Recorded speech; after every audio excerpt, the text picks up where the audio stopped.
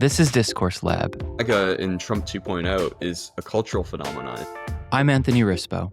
And I am Clayton Smith. Is this the moment where I let you know that I think your therapist is incompetent or inadequate for you? On this podcast, you'll hear a wide range of perspectives from an ideologically diverse suite of guests. Social psychologists will just seamlessly import leftist ideology. It's quite a radical idea, actually, to say that we're going to deregulate banking and take government out of all of these spheres of life in which it was previously involved.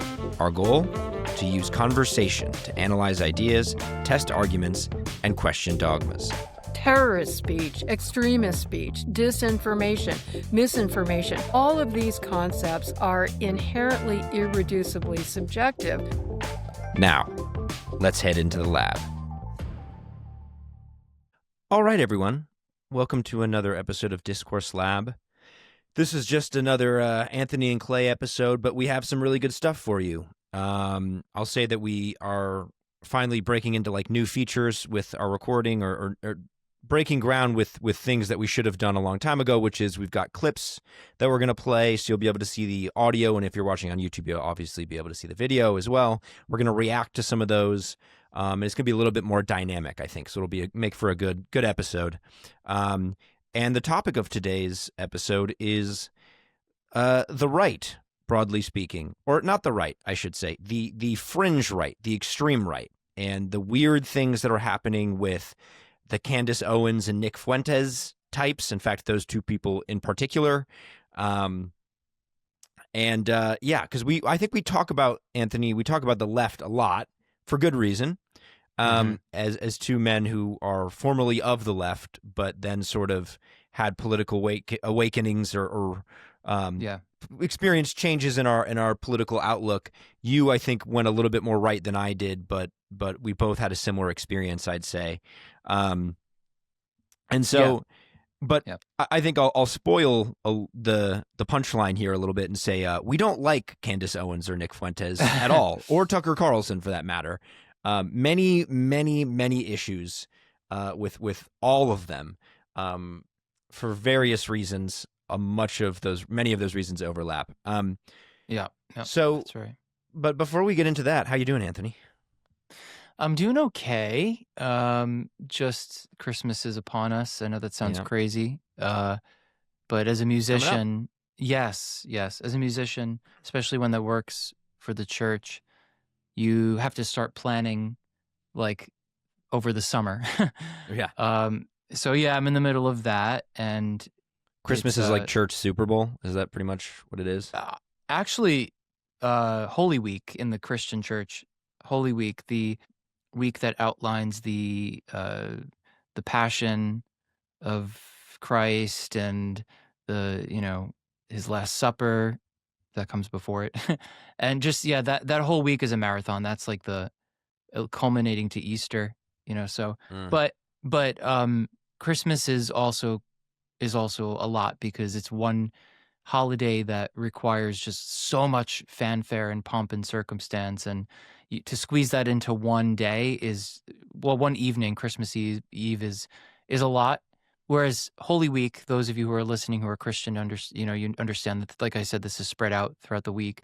You get to, put all of that kind of stuff, the fun music, spread out across a whole week. So I'm just kind of like working on that now, and to listeners who follow me on Instagram, trying to strategize and figure out how to keep myself going as we. Clay and I will talk about the fracture on the right, and sort of branded myself as somebody who pushes against the left a lot, but I think this episode will even some things out. But anyway, how are you feeling, Clay? Are you not feeling well? Yeah, no, well, you already know because we talked before we hit record, but my wife was in Costa Rica with her aunt on this really cool trip, and on her way back, actually a bunch of stuff kind of happened because of all the craziness with flights that were happening because the government shut down. I ended up having to drive like 3 hours each way to go pick her up in Houston instead of Austin. And then there was a car accident on the way there, so it added an extra hour. So like last week I was in the car for like 7 hours. We didn't get home till like 1 a.m. My And she God. also got sick on the plane. She caught something and then gave it to me. And so yesterday and today, I was just feeling horrible, which is why, by the way, a big part of the reason you're getting this episode a day late, because I just didn't have it in me yesterday. And today I'm still feeling awful and brain fog, and I was tired the whole day. It was just awful. Mm-hmm. It happens. But a couple days ago, when she was kind of on the mend and I hadn't quite gotten sick yet, we went to this really cool town called Bastrop, Texas. And for those of you who aren't familiar, it's just like this really cute little town, and there's a bookstore there that is owned by Ryan Holiday. I have, So he's got right here. those great books about Stoicism. Yeah, Ego is the enemy. I have Obstacle is the Way somewhere around here, and I think one of the other ones. I really like him. I loved The Obstacle is the Way. And so I went to the bookstore that he owns, and it's a great bookstore. It's like not a huge selection, but it's got a very good All his tailored books? selection. Well, yeah, all his books, obviously, but then just like it's a very curated, a selection of books that is, I should say, well curated selection of books. And we bought, speaking of Christmas and preparing for Christmas, we bought my family, everyone in my family, my immediate family at least, got a book. So my mom, my dad, my sister, and my sister's girlfriend all got a book that we kind of specially picked out for each of them. So that was really cool. And I also got a really good burrito. And there's a good restaurant in town. I got a great burrito. So that was fun. And then I got sick. And am still From kind the of burrito? on the No, mend. From the burrito. I'm Yeah, kidding. no. I think I caught whatever my wife brought home. Oh, Of course, and then yeah. also just a really cool like thing that happened to my wife. She was in this like resort. She was at this resort in Costa Rica with her aunt, like I said, and it was a lot of older women there. Like she was by far the youngest person there. But one of those women that was there was the daughter-in-law of Elie Wiesel, who she met and befriended. Wow. Yeah. And I remember you apparently- messaging me about this. Yeah. Wow. Yeah, I thought it was crazy. And she was telling my wife, I don't actually know the woman's name. I feel terrible. But Elie Wiesel's daughter-in-law was telling my wife that she has kids in college and they're like worried about being Jewish and that whole deal, right? Like, and dealing with the kind of all the stuff that's going on in college campuses. So I thought that was just like a bizarre and fascinating person to run into. That is so cool. Yeah. So there you go. I read his memoir when I was in high school. My God. It's incredible. Powerful writer. Writer. Yeah. Wow. Yeah. Very, very So cool. anyway, I've mustered up enough energy to record this episode today, and we're gonna talk about the right. So Yeah. where do you want to start? Because there's a lot. I mean, there's the big thing that we're going to touch on is the Tucker Carlson interview with Nick Fuentes, which, again, spoiler alert, was just terrible.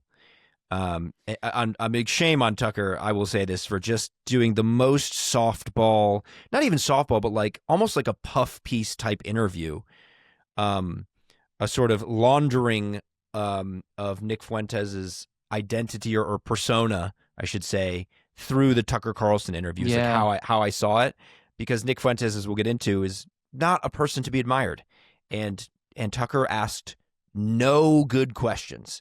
No, like deep dive questions about what actually Fuentes believes, which was ironic because he starts off the interview, he's saying, I really want to get to know like who you really are, what you really believe. And he does no deep dives on any of the controversial stuff. Which And is towards just the end of crazy. Yeah, and the end of the episode, he says, "Let me shut up." I think this was like at past an hour. He says, "Let me just hear who you are.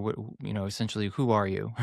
And it's a culmination of everything that you would be able to surmise based on listening to this, an hour and 30 before that point. And for me, it's not a matter of and I'm sure this is the case for you too. You can tell me what you think. I mean, I would imagine, because it's a discourse lab and we've been through this before, but it's not so much that they said controversial things, or they have kind of not crazy views. From my vantage point, it's like what you said, Clay. It's the fact that Tucker has this very sly and interesting and almost Holmesy. That's not even a word, but sort of just this very relaxed way of dodging. Wholesome kind Hard- of like Yeah, like this. He even refers to like himself nice as dad kind of energy almost. Yeah, you know? exactly. He even refers to himself as simple. Like he has these very interesting rhetorical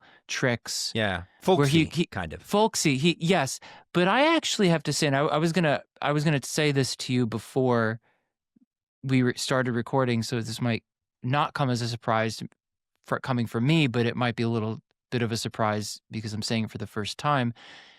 He kind of has the workings of. He kind of has some psychopathic workings. I'm not gonna. Yeah. Well, that's not surprising. Yeah. Well, it's just this. It's this. The finesse, his linguistic finesse in. You mentioned it before we hit record, and we're going to go through some of these examples. Yeah, we're going to do a deep dive. Pretty shortly here. Yeah, just a little bit of a prelude to what we're saying. Like, just you'll catch like sometimes he will. They both totalize, but he'll sometimes generalize what he's feeling or thinking to apply to his interviewee or somebody that he's talking to in a way that is not just kind of in passing or something that you and I will sometimes do because we already, we're co-hosts and we're on the same page. Fundamentally, not that our views are always the same per se, but like fundamentally we have a specific objective here. And so we can kind of read the room here and we're on each week. But what he tends to do is he'll not even know the person really well. He'll just anchor his own value judgment and system into the room with the person, assuming that the person is on board with them. Well, I think it's slightly different. I agree with you. But Tucker will do, especially in this interview, right? He will do this thing where he asks these like leading questions and he sort of gives the answer to the question that he thinks that person should respond with in the question itself, right? So like he does this thing in the interview where he's like, as Christians, we believe we should love everyone and that, there's no such thing as like assuming the guilt of the whole group because God makes everyone as individuals. But he kind of gives it to Nick Fuentes on a silver platter. Like, this is how you should agree with me. Like, this is kind of the line you should take. It really comes off as, at least it did to me, and I think to a lot of other people, to be fair, as him, again, trying to launder his reputation, like Nick's reputation through him, right? Through himself, Tucker. Yeah. And say like, Nick's thing. Not this extreme guy. He's more kind of where I'm at kind of thing. And that's just not true. And Tucker's kind of, he's got some extreme views. Like, I don't like Tucker Carlson that much. I don't agree with him. And I will say I do not dislike him primarily because I disagree with him. It's because he does this kind of, like you said, linguistic finesse in some very dubious ways in his interviews.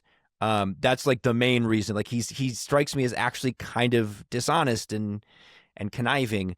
And ironically, I will say, he kind of conforms to the very not true stereotype of a conniving Jew, which Nick Fuentes, his guest, traffics in, right? Like, it's this sort of, like, he's dishonest and slippery, right? Yeah, like how the portrayal, right, the way that the caricature of the Jewish person being, right, I see what you, right. And it's, yeah, no, they manifest so much of the pathology that they dispel, that they sort of project. And I have to be a little like, look, when I say psychopathic, I'm not gonna linger on that point. I don't mean it hyperbolically. I don't mean it like in a lighthearted sense. I truly, as we go through this, maybe there'll be moments where I'll stop and say, this is what I mean, because there's, if not psychopathic, there's a manipulation there that's Machiavellian. There's a cunning relationship with linguistics, with rhetoric, like exactly what you're saying. So we've laid a bit of a foundation here. And I think that the best way to express what we're talking about is just for you all to kind of get a sense of it through these timestamps. But where did you want to start, though? We'll dive into it real quick. I just want to hit a couple quick things, some housekeeping. If you're listening to this, please consider subscribing on YouTube where you can watch it. You don't even have to watch it on YouTube. Just subscribe to help us get the numbers up if you like what we're doing and you want to support us. Another huge but very free and very quick way to support us is to rate and review the podcast on iTunes or your podcast player of choice. Share it with your friends, all that good stuff. engage with us on social media. Right now, the best way to support the podcast is to just do all the easy and free things. So that would be great if y'all could do that. I will also say we're not solely going to touch on the Tucker Fuentes interview because it is a little old at this point. I really want to make this episode about the kind of right-wing extremism, the groiperism that we see rising on the right a little bit more broadly. And also we are going to briefly touch on Candace Owens. I have like a very short clip from her most recent episode, I believe, that I think just totally outlines the fact that she is mentally unwell and possibly schizophrenic. She is I think she is just a crazy person who unfortunately has managed to garner an audience. And we'll read some of the comments on that video, and it's disturbing. And we'll get to that as well. She definitely falls. Yeah. She falls into a cluster of personality types. She's also funny. I will say there is intentionally you will see in the clip, she does something that is very funny, very mean, but admittedly very funny, which is maybe part of the reason that people find her engaging, even though she's insane. And the last thing I did want to just briefly not hint at, but just preview the next episode, or not the next one, but in a couple episodes in early December, we're going to have Rob Henderson on the podcast, which I am very excited about because I'm a huge fan of his book, Troubled. And I will say now, if you have not read Troubled by Rob Henderson, go get it, read it. It's a phenomenal book. Actually, don't buy it yet. Buy it when we have the link where we get a kickback from Amazon when we have him on the podcast. But look up what it's about. I'm a big fan of his. I know Anthony is too. He's a bright guy. And I have a really cool small world story with him where we might have once crossed paths. But I'll save that for that episode when it comes out in a couple weeks. But I just wanted to tell everyone, be excited for that because he's going to be a great guest. So the only other thing I want to add before we jump in is a rhetorical question for listeners before we jump in, and that's to think about what does it mean to be conservative? What does it mean to be part of the Republican Party? What does it mean to be MAGA? And what does it look like going forward from here? Just what we are going to dissect tonight. Well, now, whenever you're listening. It's nighttime for us. I guess, it's nighttime for us right now. But also to the influencer community, if you will, on the right, to perhaps think about these questions a little bit more. Because I know, just speaking from experience, I don't consider myself far on the right at all, nor do I consider myself of any particular movement per se, but I am in that space a bit, and I see some people pushing back against the Fuentes types and the Owens type and all this stuff, but to think a little bit more broadly, and you'll see what that means as we get into it. Let's get into it whenever you're ready. Mm-hmm. Let's start off with the following. Okay. We're going to play a clip. It's a little long. I sped it up to 1.5 speed, so you'll have to forgive me. It should be under about 5 minutes of audio video, but it's really important that we play it. And it's a clip from, I think, it's the Ben Shapiro show, but with Ben Shapiro, who, it has to be said, has been very good on this particular topic. I have my disagreements with Ben Shapiro, but I really do admire him, especially for taking a stance like this. And it is worth watching the entire episode, so we'll link to that in the description.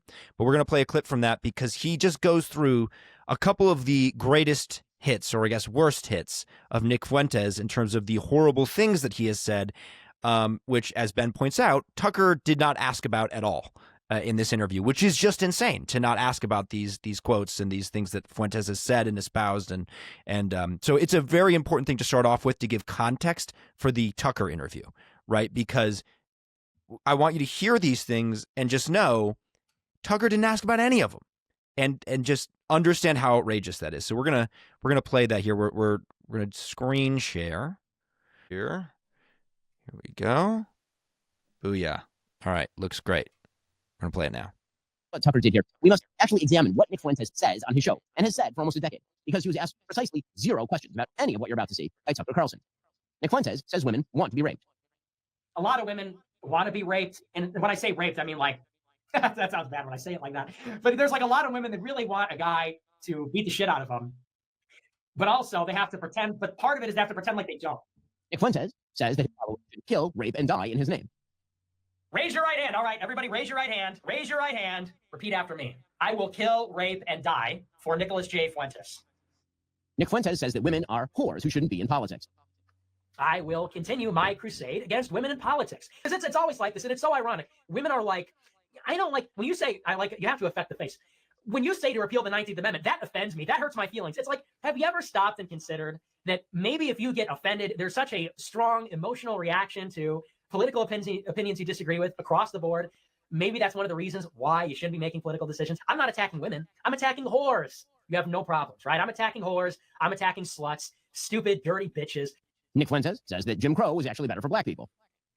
It was better for them too, number one, but number two, who cares? Who cares? You know, enough with the Jim Crow stuff. Who cares?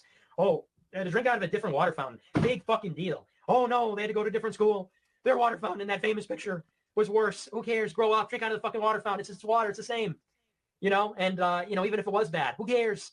Who cares? It's better. It's better in general. We all agree it was better for them. It's better for us. It's better in general. Nick Fuentes says that white people are justified in being racist. Reason that we talk about this, by the way, I know a lot of black people see this and they go, man, why are you always talking about black people, this and that?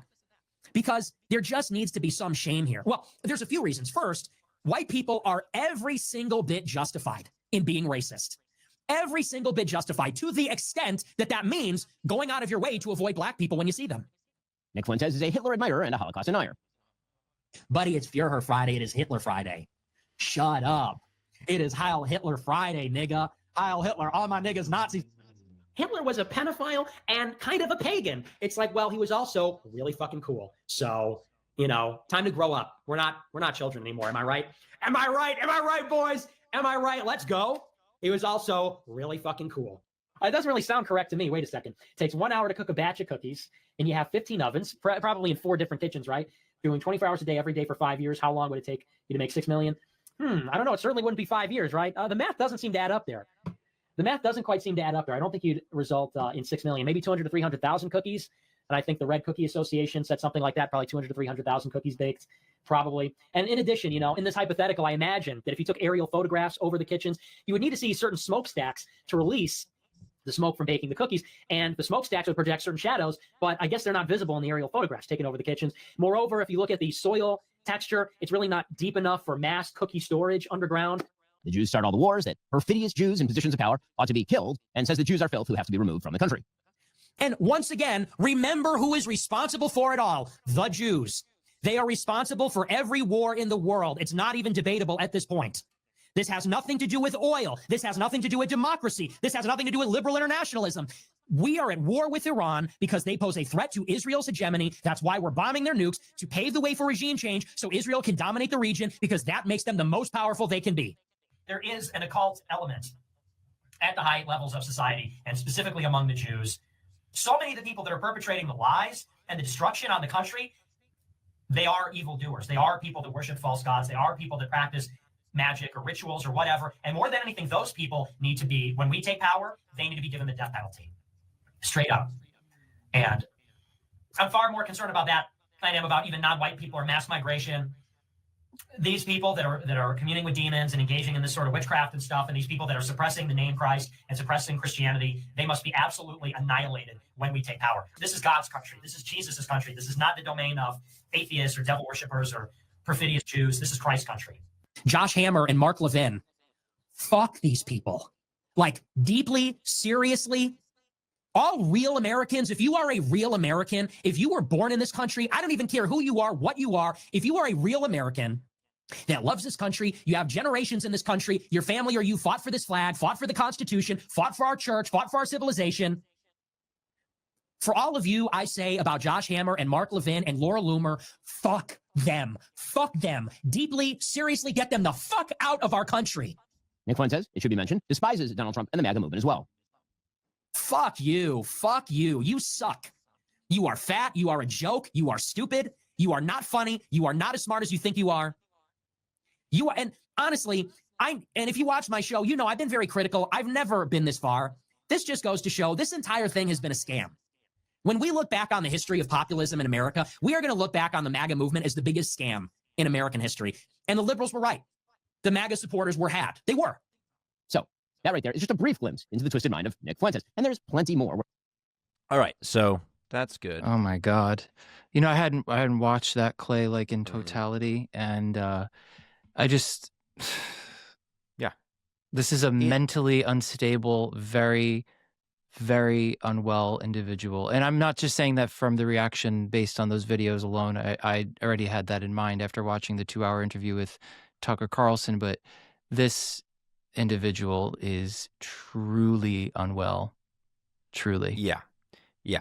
Now, here's the thing about Nick Fuentes, I think that's immediately interesting is he's, well, actually, there's so much that is immediately interesting, is that he's obviously just a blowhard. Not just a blow. He is a blowhard who likes to hear himself talk. And I think we're going to get into the psychology of this guy on a like a personal level. Yeah. But he strikes me as just like the worst version of a super far right shock jockey. Yeah. Right. Yeah. And much of what he says, and we've kind of talked about this before with the young Republicans, like the chat leak, how like people can say almost everything you heard him say, I can hear said in a context with like friends of mine or in certain, like when it's just the lads, well, someone will say it and then we'll be like, that's like that's crazy. And we all know it wasn't meant. But like Nick Fuentes strikes me as the kind of guy who like you'd be in a friend group with him and then he'd say something and then everyone who's like not squeamish and likes really dark, messed up humor would be, oh my God, would immediately be like, oh my God, he means that shit. Like we can't be friends with this guy. Right. He seems like a guy who like takes those jokes seriously, and I don't know. I'm kind of ranting. He's a weird character, right? So that's the thing I want to point out. He's a weird blowhard who like who does obviously say crazy, horrible things, means it, and that's the guy that Tucker Carlson interviewed. Well, so when we play these Tucker Carlson clips, that's the Nick Fuentes that his biggest supporters, his most diehard supporters, see on a daily or weekly basis, whatever it is, on their computer screens. Right. That's the guy that Tucker is interviewing. And just notice in these clips how he doesn't ask him about any of this, and how Fuentes himself sort of comes off, or at least tries to come off, as not that guy, even though that's the guy that his followers love. Right. And you mentioned psychology of this person, the psychology of this person. What you see there, you cannot underscore enough the kind of internal instability a person has to have in their psychology, a dissonance to the point of that kind of acting out, and that there's something about his origin story that we didn't address before we hit record, but it's if you haven't listened to the Tucker interview yet, it's the beginning of the interview. For the most part, he's going into the origin story. And this is someone, just to give a little bit of context before we get into that, into the interview. This is someone who came onto the scene very early. It was first semester of college, and he was 18. He was 18, and he made it. From what I understand, he was sort of like a upper middle class, affluent outskirts. No. Chicago. Let me correct you. And I will say, actually, you're misremembering. The beginning part of this interview where Nick Fuentes himself goes over the origin story of Nick Fuentes is, in my opinion, the most valuable and interesting part of the interview, and is the whole thing's worth watching for like meta reasons of you can see where Tucker Carlson goes wrong, and understanding it in context, you get a sense of like what Tucker's doing and what Nick Fuentes is doing. It's not a good primary source for actually what Nick Fuentes believes, I think, in a lot of ways, except for his own description of his origin story. I think there's a lot of value in that. Yeah. Oh, that's what I was understanding saying. Him. What was I miss? He's not from upper middle class. I'd say based on his description, I'd say he's probably like middle class to lower middle class. I think he says his parents didn't go to college. I don't want to speak to it. I don't know. I heard something about affluence around him. No, but I don't think he wasn't particularly affluent. He got he went to BU for a semester or a year, I think. Maybe a semester, a year, but he says that he got a really good scholarship and still had trouble affording it. And I actually don't think he comes from particularly privileged, financially speaking, circumstances. Okay, that's fine. That part's not. That's null. That doesn't even. That's a good correction, but that's not okay. So what I'm getting at is that is that he makes it up into the ranks in terms of noticeability, being picked up by Daily Wire. He gets into this debate, this formal debate in school, and it goes viral, a little bit viral, and everything. And he, so the according theme to is him, that, crushes. I haven't seen it, but apparently right, he does so very, very everything, well. Right, and he's in touch with Ben Shapiro actually. And so the through line here that's important for people to hear is, so he makes it up really fast and he crashes very quickly because he then has he's part of the MAGA movement, America First, and he starts to inquire about our affairs with Israel. He's like very anti-neocon, and Ben Shapiro doesn't like this, and so there's a rift between them, and so that's an important piece of context. And I think there's a lot of bitterness that builds up. He's rejected by people. He's called names. He's hated in school. So you see someone here that is just rattled, like he's being rattled around and tossed around. And I'm not giving any sympathy per se. I'm just saying that, there's something to that. It happened very quickly at a very young age, and he became extremely bitter about it, it seems. And he had people betray him, Marjorie Taylor Greene and a bunch of other people. So he's just raw, and he doesn't have, he's raw, and you see it's very prevalent. So that's a little bit, I think, of the sort of kind of center of his psychology where we might be coming from here. Right. This is a guy who I think felt attacked, not wrongly so, based on his description, right? By Ben Shapiro eventually for criticizing Israel. And I think we'll get into like how, he starts off pretty right wing, and he even describes himself more as a libertarian in his youth. Right. And anyway, none of that's either here nor there. I think we'll get into his psychology later. I really want to just dive into the first clip. And we're not just talking about Fuentes, I should say. We are also talking about Tucker Carlson. And I think this first clip is more Tucker heavy, if memory serves correct. And I'm going to pull that up right now. Yeah, here we go.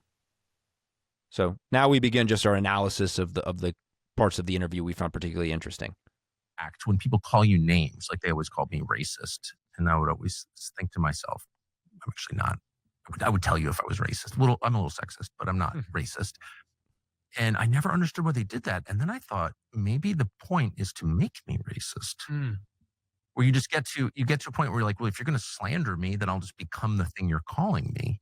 I do think that's a feature of nature, don't you? And if you stare too intently at the accusers, at the whatever Ben Shapiro's or Mark Levin's or Ted Cruz or whoever it is calling you names, it like distorts you, and you actually change and become what they say you are. Have you thought that ever? Do you worry that happened to you? No, I don't think it ever. Okay. So it's interesting that I pause it right there after he says no, but I think he's wrong about himself. So I think, Anthony, you had a good take on this, so I'll let you kind of take first crack at it.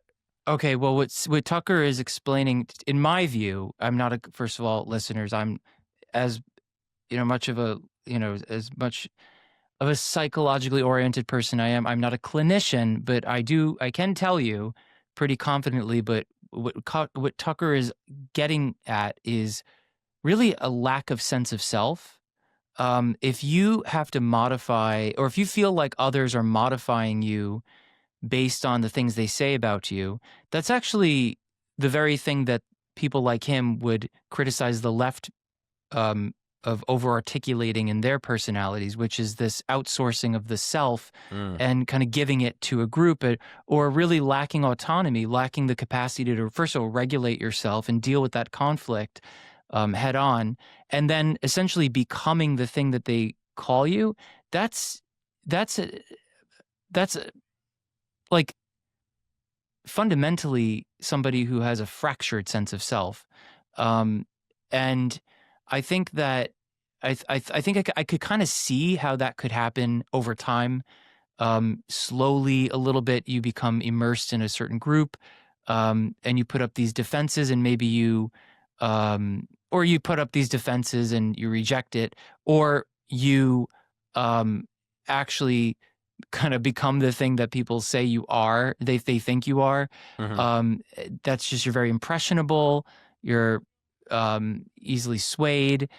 In a less pathological sense, a lot of children are like that. A lot of kids, in their adolescence are like that. We're easily. It should be said, it's pretty normal and healthy to identity explore and experiment with who you are, right? Right. Right. Yeah. So and so you were saying that you're wrong. You feel like Nick Fuentes is wrong about himself, or I would agree, because I think this is going on there. No, but like we were kind of just talking about this earlier, right before we played the clip, right?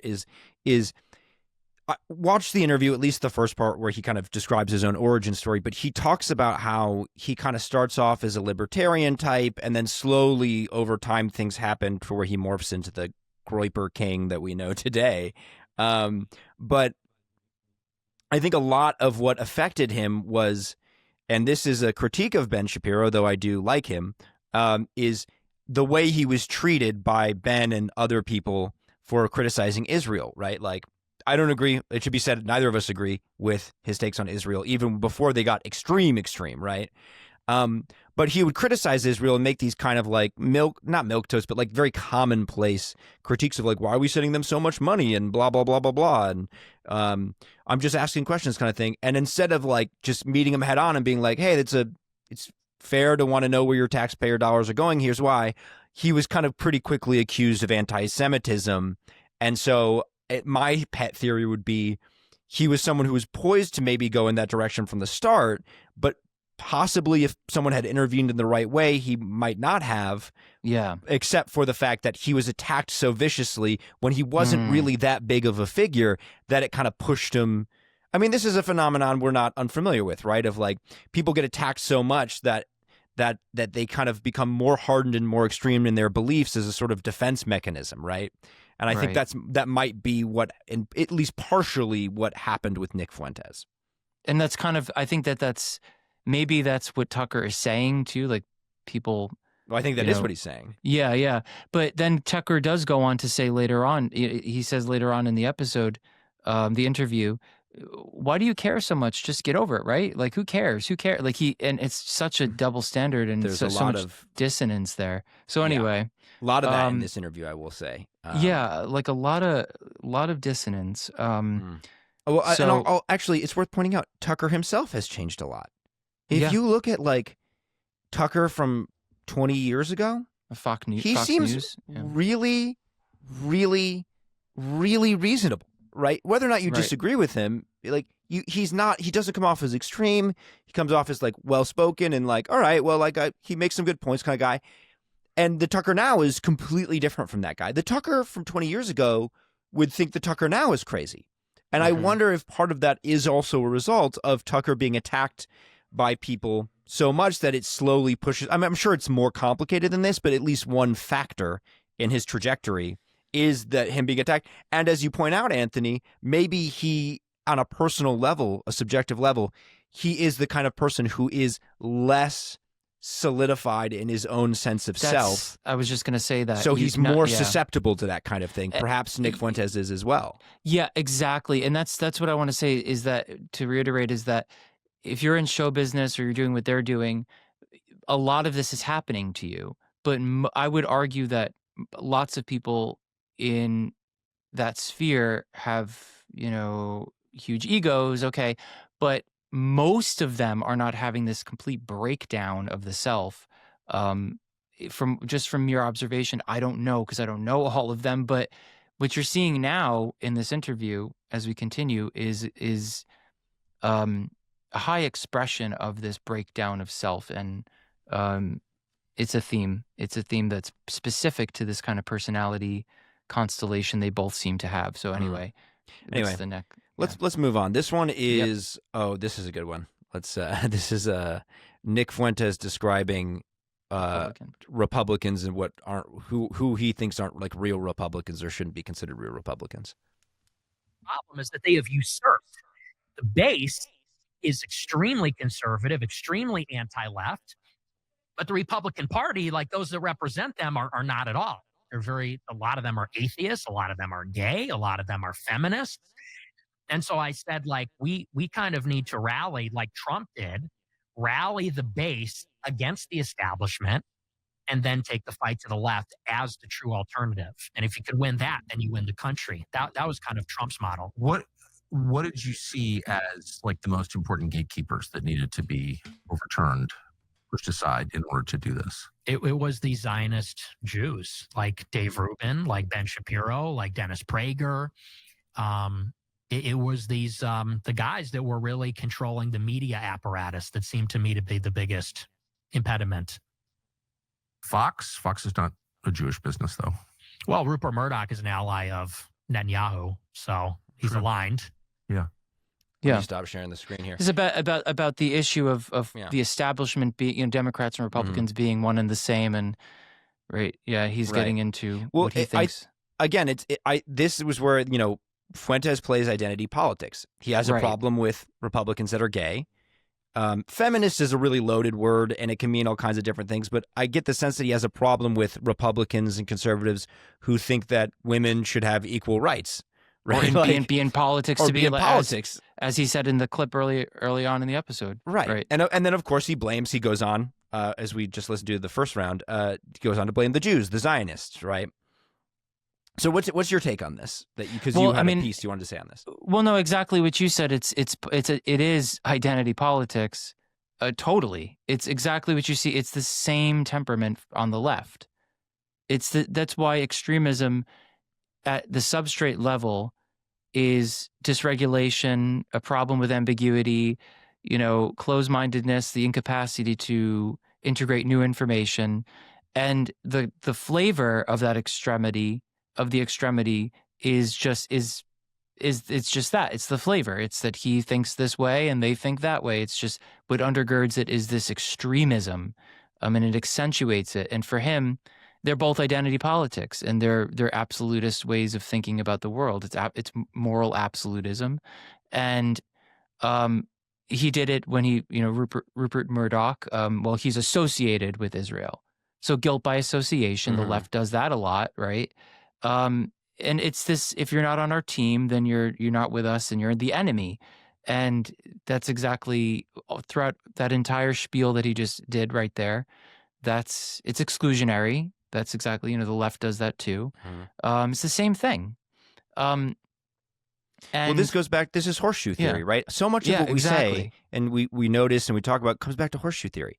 Entirely. Like the authoritarian left, the kind of quote unquote woke left, is like they want to control people's lives in all sorts of ways. They want to punish people for ideological transgressions.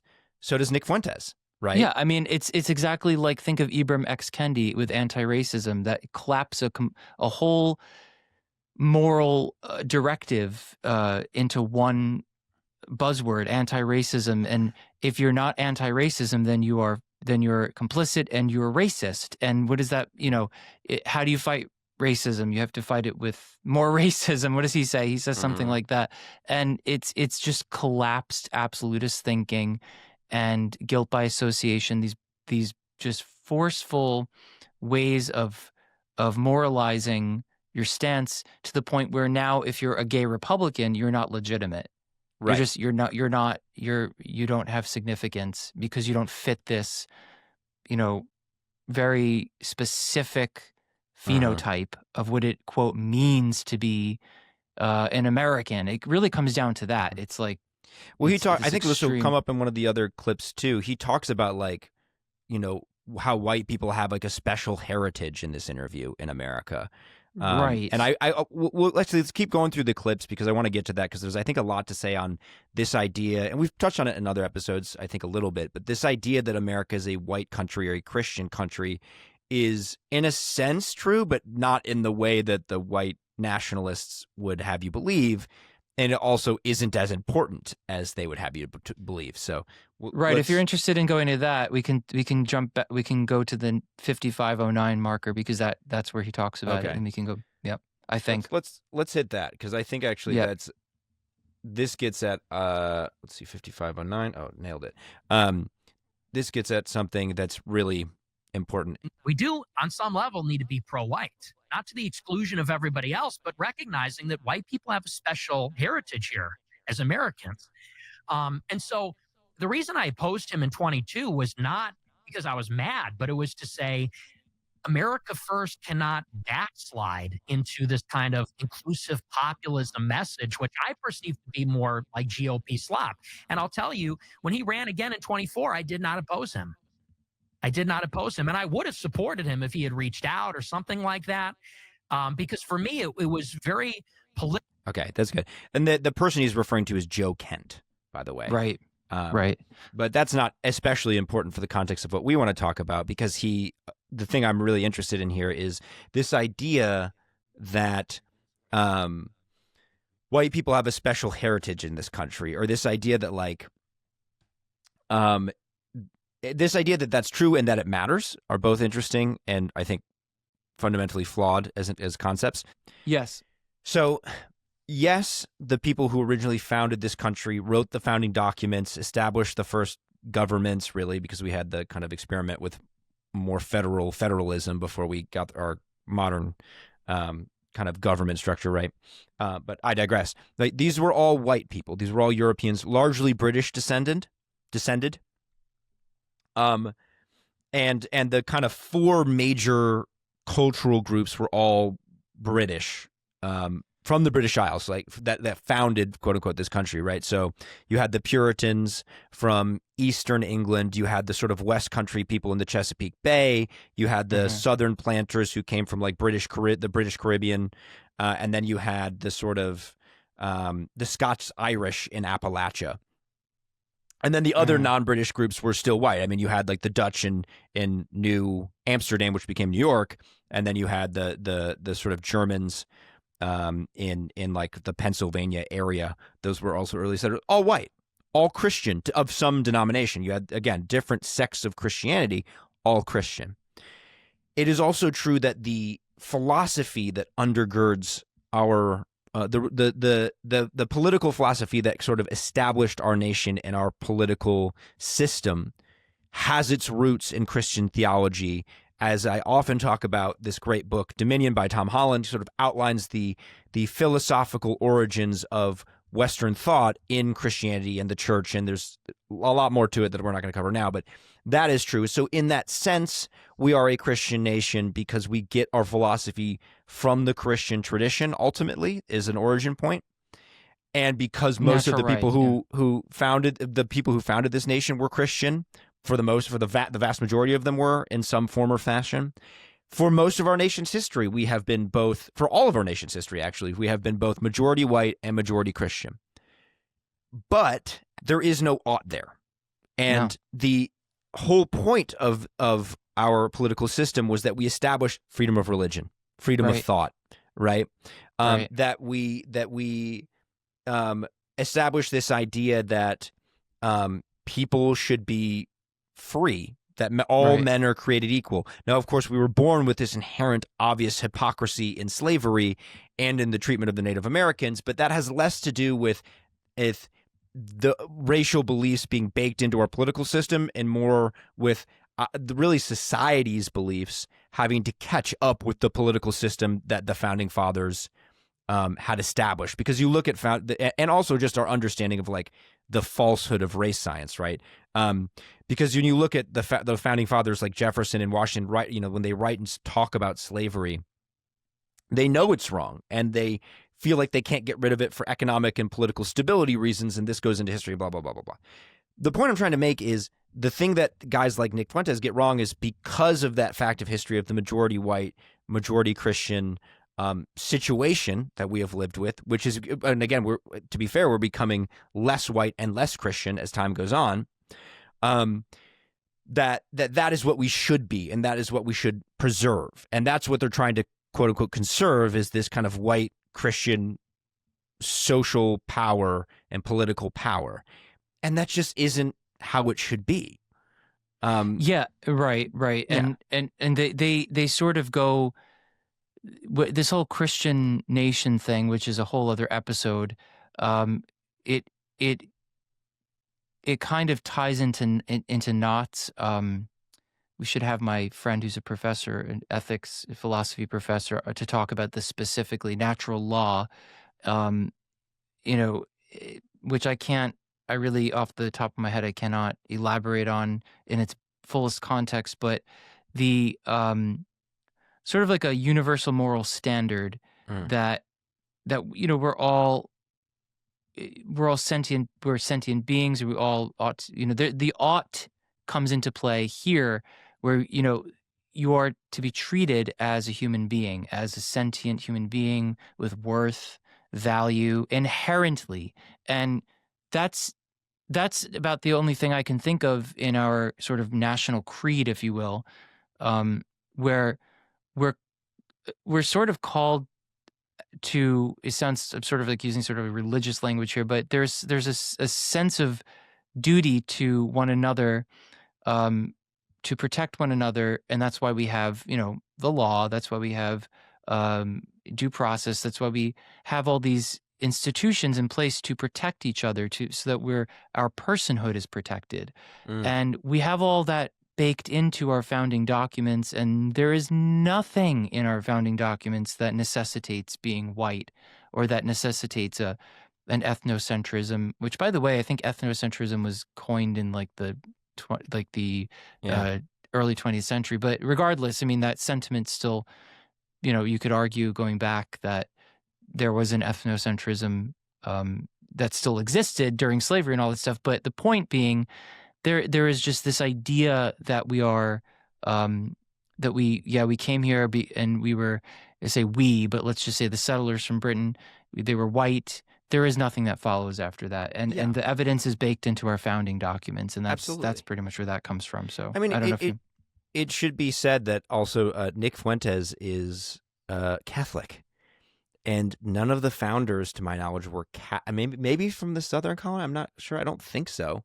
I don't think any of them were Catholic. They were all Protestant denominations. And actually, when JFK became president, one of the things that was like an issue, and the reason we didn't have a Catholic president until JFK, until like halfway through the 20th century, was because people were afraid that Catholics would have dual loyalty, right? Because they answered not just to the American people, but to their master in Rome, in the Vatican. This was a thing that people were concerned about. And it's the same kind of, ironically, the same kind of concern that you hear voiced by the Fuentes and Carlson types about dual loyalty of the Jews to Israel and the United States. They have dual loyalty. That's something that the Catholics were accused of. That's something that you know what I mean? And that's, I remember, or not, I don't remember personally, but I've read about you recall JFK's father, for some reason his first name escapes me. Just a big thing for him was having a Catholic president to kind of prove that Catholics were true Americans, right? Right. It was that's why he had that as a goal for either himself or his family. And eventually we got one in JFK, and he's a beloved figure, generally speaking. People tend to remember him fondly.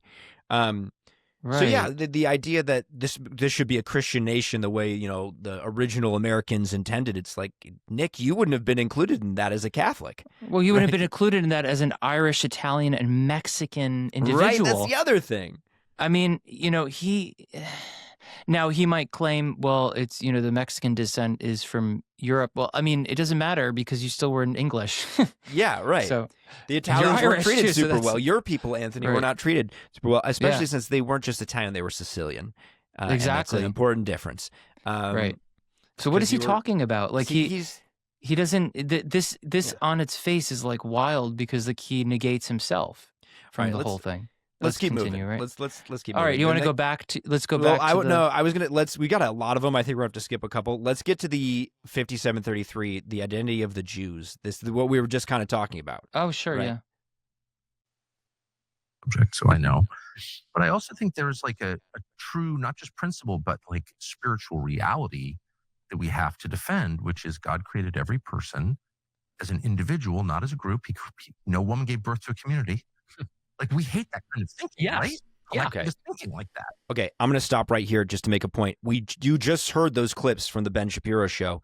Nick Fuentes doesn't think like that. Or at least Right. we have every reason to believe he doesn't think like that because of what he has said on air, like on his own show. And here's Tucker Carlson. Maybe he's just extremely ignorant of Nick Fuentes, in which case it's still his fault because he has a journalistic responsibility to know who he's interviewing. Right. But also maybe he does know, and he's intentionally, again, laundering Nick's reputation through his own to make it slightly better, right? Right. Because look at he said look at how he phrased, or listen to how he words it. We don't believe that kind of thing. We don't believe in group guilt. He's totalizing the Right. yeah. Well, you Right. say, but he's including in the question. He's like leading Nick on. He's like, you and I don't believe that, right? Do we? Right. Like Yeah, that's what exactly. he's doing. He's getting Right. Nick to be like, of course you're not bad, right? No, like it's a crazy thing for Tucker to do. Anyway, let's Right. continue. Well, one quick thing. Yeah, Yeah, go for it. He's doing that. It's interesting because he wants people on his side. He knows how unpopular he's becoming, and he's rallying like a team, and he's trying to find a way to have collegiality with this guy. And but he's also it just seems like manipulating. he's trying to make Nick seem less But yeah, that's extreme his- than he is. Right. Yeah. Right. Yeah. Well, it benefits him too. If that's Right, the case. right. But go on. Yeah. That's identity politics. That's what Dave Rubin engages in. That's why Dave is like just a child. Like you don't pay any attention to Dave because It he's feels like like everyone hates Dave. Rubin. shallow. But we're not going to be that, right? Or no? No, I completely agree with you. And No, he you know, doesn't. like, and not to be that guy and say that thing, but like, my best friend is a Jewish person. No, you know, I so know, like, but Why does he here's say my- Jewish I guess here's person? my substantive disagreement because as a Catholic, I could not agree more with you Yes. in what you're saying. I love all people. Even Doesn't the ones seem that like don't it. like us, we have to love them all, and we have to recognize that We're required to. yes, and especially Bullshit. Aquinas says the Jews are a witness people, and so they actually have special protections under the law, according to Catholic philosophy. But I guess my substantive disagreement, which I've said on the show also, is the idea that neoconservatism and Israel has nothing to do with Jewishness, Jewish identity, the Jewish religion, because clearly the state of Israel and the neocons are deeply motivated by that ethnic identity, and their allegiance to Israel proceeds from that. You know, the plan of greater Israel, the blood and soil nationalism of Israel. Okay. It's I actually want to stop there. The Greater Israel thing is Mhm. like a conspiracy theory. I mean, that's not. There are extremists in Israel who might posit that, but that is not a thing that is used by anti-Semites to slander Israel. I mean, they're right there. Something that Tucker Carlson does not follow up on. One Right. of many things that Nick says that Tucker Carlson just lets go. Right. And it's a popular talking point on the left too. Yes. Okay. Yes. This idea that It's- Israel right. wants to take over all of the Middle East Right. is an extremist left. Again, horseshoe theory, right. right? That's what you see the extreme leftists talk about, anti-Israel, and the extreme right. But let's keep going with this because I think he gets to something really interesting here. stems from this ethno-religion, which is Judaism. Well, this is, just BLM, the new version. This is identity politics. They're engaging in identity politics. I mean, that's just so obvious to me. But the problem in your response, I get what you're saying, but the problem in your response is it does not apply to every individual. No, and I would never say that. Okay, except he kind of has said that. That's what's crazy is Tucker Carlson doesn't go, well, like, what about this thing that you said? What about this ranch that you went on in your show? Right. Because I guess either he doesn't care or he didn't bother to do the background, research, and he should have. And I will say, like, this idea that Israel is this ethno-state is like, that actually is like a fair thing to grapple with, in my opinion. Like, that's a fair thing to bring up. Like, it is kind of an ethno-state. It's intended to be a Jewish majority state. It's intended to be a state for the Jews. How do we grapple with that as members of a liberal democratic state that is multiracial and multi-ethnic like the United States, where when someone says the United States should be for ethnicity X, we recoil, and rightly so. And I think my answer to that, honestly, is not every state is the U.S. Then not every country is the U.S. Well, yeah. I mean, look at Europe. I mean, are you going to like? Okay, Israel's an ethno state later to the game than Italy and Spain. And okay, fine. I'm not saying that Italy brands itself as an ethno state, but hate to break it to everyone. You know, my family's from there. They're pretty freaking proud to be there. Yeah. Their prime minister right now is, first of all, everything is leaning nationalist right now. Yeah. Because, and this is a different issue. It's because of the diffusion that has ensued because of liberal leftists, I say leftist politics rather than liberal. And, you know, so it's a response to it. But notwithstanding that, go to Italy and talk to the people there, and you tell me if, you know, sure, there are people, millennials and Gen Zers who are less so like this, but you'd be hard pressed to find, you know, multiple people that would not make you feel like you're in an ethno state. Okay. Right. It's, I mean, like, it's so stupid. It's, but the other part about it is Israel is a democratic society where you can be other things and live there. You don't have to be Jewish to live there. Right. You don't have to be anything. I mean, I don't know what it's like to live there. I'm sure there are certain cultural barriers. I'm not going to defend it to the death per se, but it's not a hill I'm going to die on by, you know. Well, it's, you know, I think what you're getting at is I'm sure that there are still like racial or ethnic tensions as there are anywhere with any country. But the fact is Israel's 20% Arab, and they are fully like, they're full citizens with full rights. So if anything too, sorry to cut you off, but like if you really want to take it to if you want to do a deep dive ethno state, this is probably the most authentic ethno state, because like this is such an old place. And look at Italy. I mean, most of the people there are not really, you know, part of that region. Well, that's not true, but I mean, there's a lot of people from different parts of Europe that settled in Italy, and southern Italy especially. So if you really want to call Israel an ethno state, why in such a impunitive sort of pejorative way?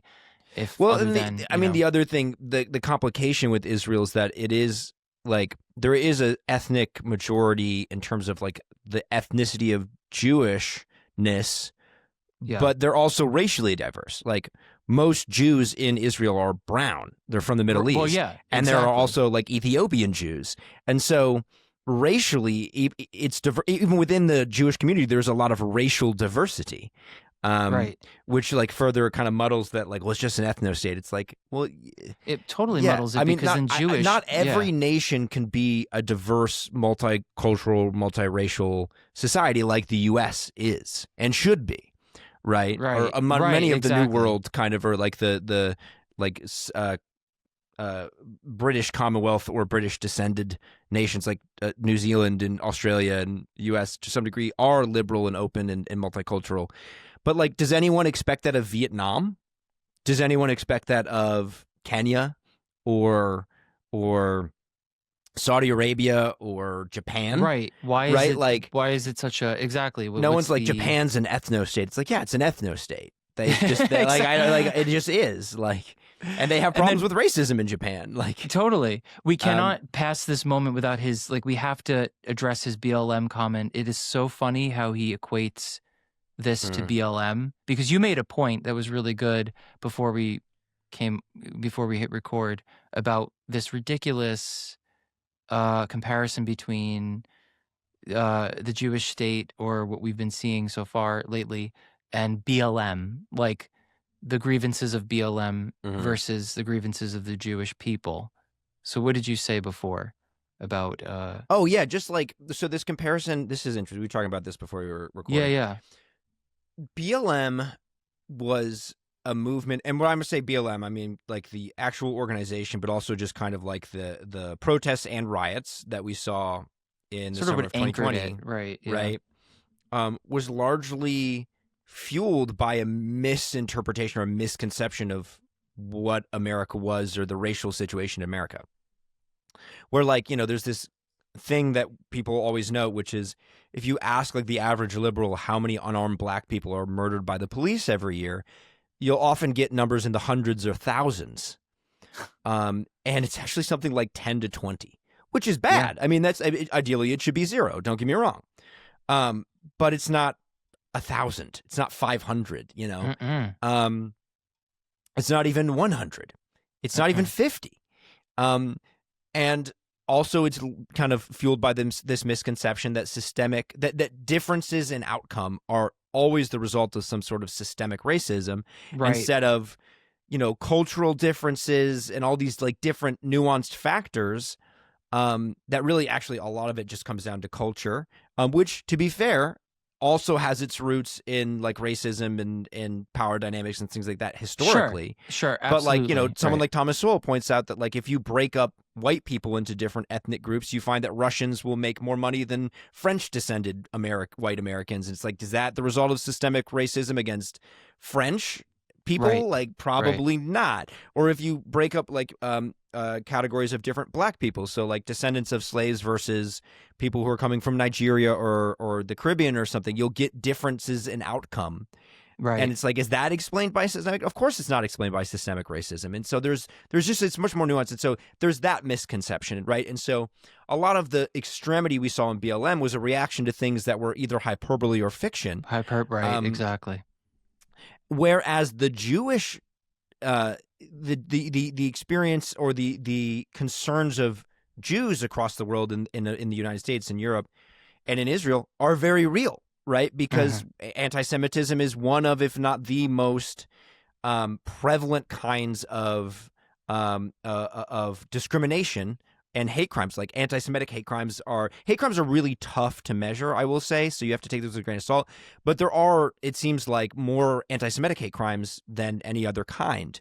And obviously, Israel as a state has been the target of genocidal wars of aggression on numerous occasions in its very short history. The Jews experienced the Holocaust. They experienced discrimination in Europe, pogroms in Europe going back centuries. Even in the U.S., where it's arguably the best place for Jews to be Jews, was in the United States. Historically, they faced discrimination. Exile. I mean, we had thousands of years ago, exile. Well, yeah, I mean, like even at places like we see recently this sort of effort to keep the number of Asian students down in elite universities. That used to be the Jews, because there were so many Jewish people making it into Yale and Harvard and all those places, and so you saw these efforts to keep the numbers of Jews down. So like even here they face discrimination.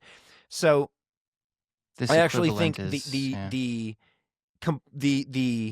not complaint. I don't want to say complaints, that's negative connotation, but the concerns of Jews are actually more based in reality, about being discriminated against, about being the subjects of violence, are pretty well established. Like that is actually a very fair thing to be afraid of, unfortunately.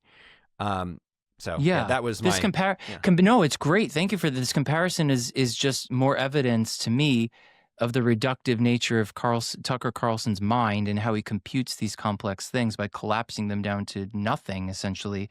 You know, it's like, so what are you saying? Are you willing to just completely forget about the breadth of history you elaborated on? Not you, but Tucker Carlson, I mean, and just collapsing these two histories and completely different people into one category of just kind of whining and wanting. Okay, that's not to say that the people who attach themselves to the BLM movement, the constituent parts, that they were whining per se, but like you mentioned, apple doesn't fall far from the tree. Where if you believe in these, this hyperbolic kind of language and this sort of mystical history that doesn't exist, or these fabrications, you yourself are going to be you're going to be a product of that mindset, and it's going to be very hard to. Which was for me like one of the reasons why I ended up veering away from the left, is because it's very hard to be around people sometimes who give in to lies and make you try to pay for it. Whereas the history of the Jews, this is a very different kind of thing. And it's you can't compare the grievances and how they're what I'm trying to say is that I think you said it really well, but I'm trying to get something out here. What I'm trying to say is that what Tucker Carlson is doing is making his point expedient by collapsing these two things to form this moral point that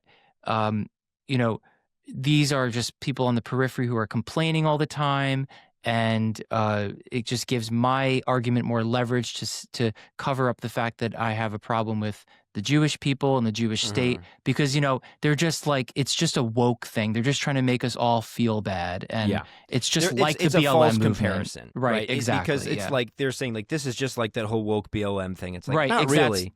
I will it. say I think there is something to the idea that there are some people in the Jewish community or who are like Jewish allies who are at risk of kind of going down that route, and someone like Batya Ungar-Sargon has sort of written about this, I think, smartly.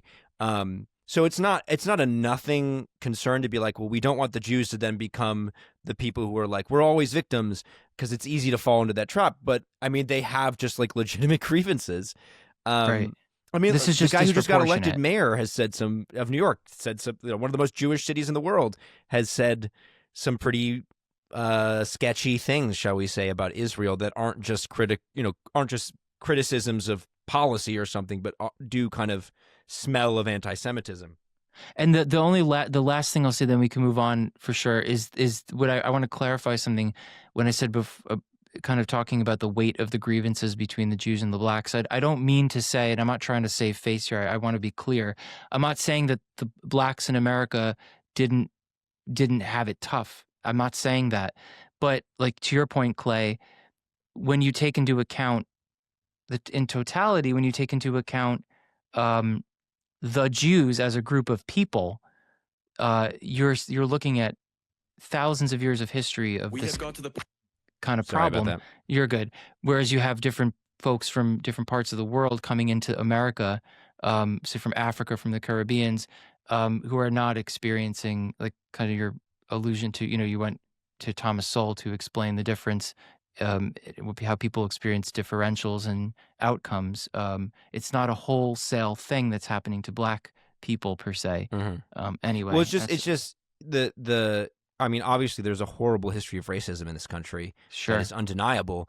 Absolutely. It's more the fact that there was some hyperbole and misunderstanding about the racial situation in this country by a lot of people.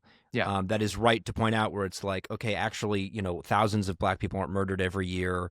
There actually are really good benefits to being a black person who's, trying to get into college, and there, it's not Right. some racist hellscape like it was in the 40s and 50s.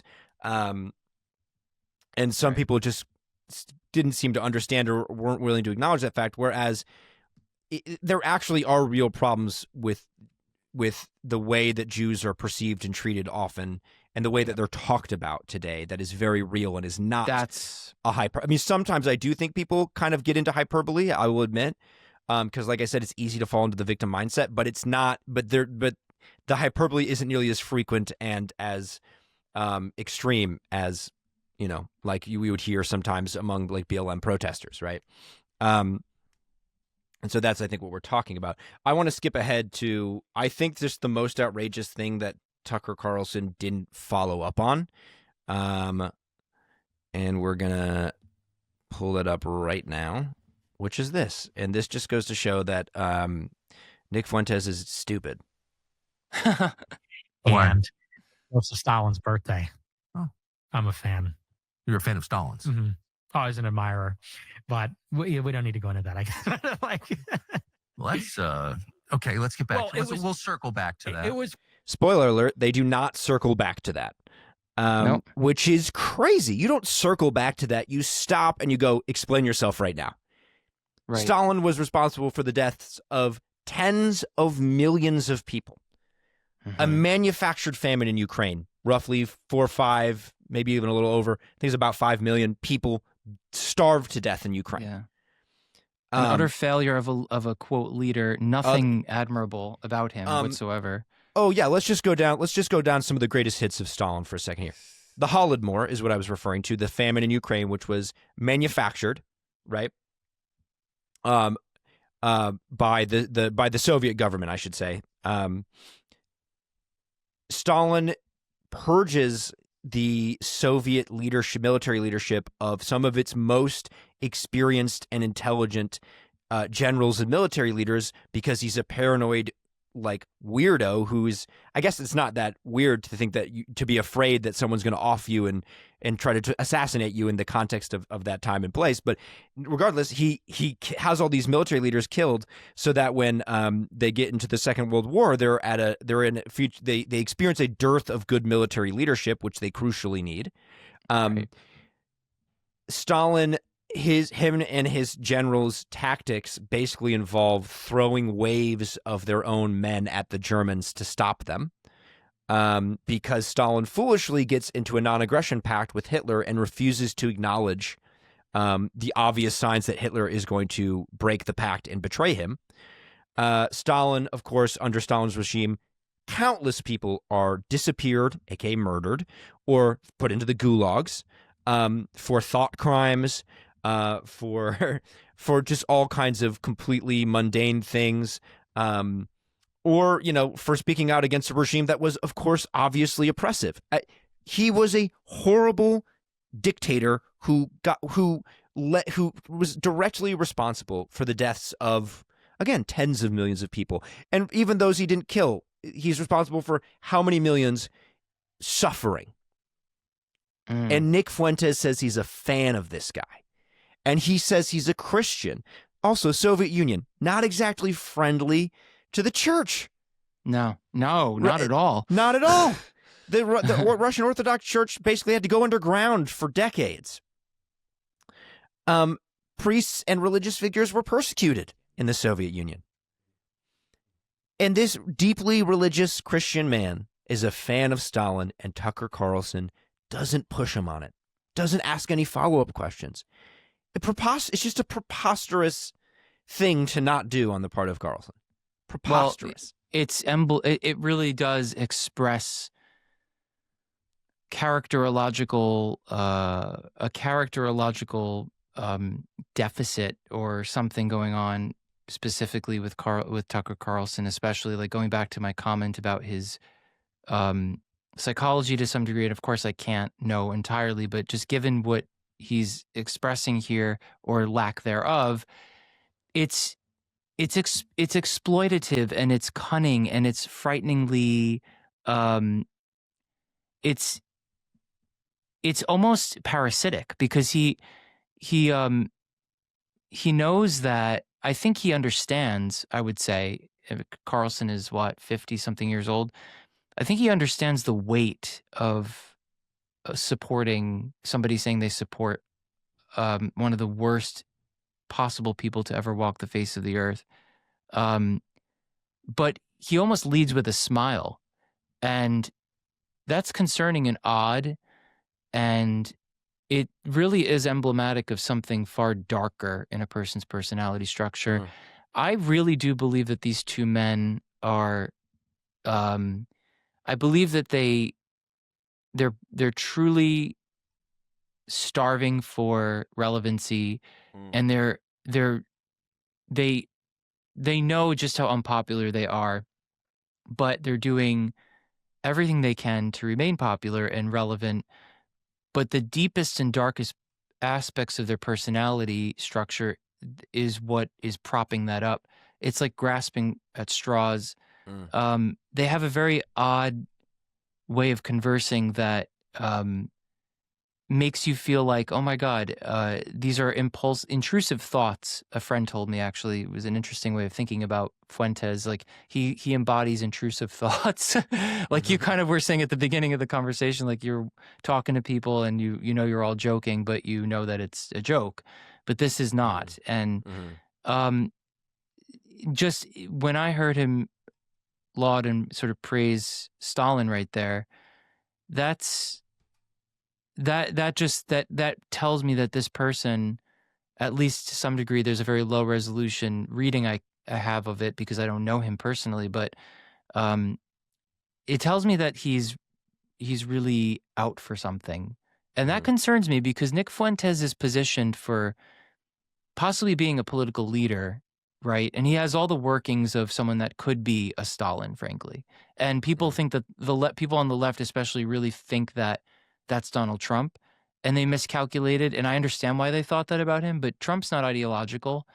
you have someone like Fuentes who is ideological, Mhm. and you have a different beast cooking up here. And,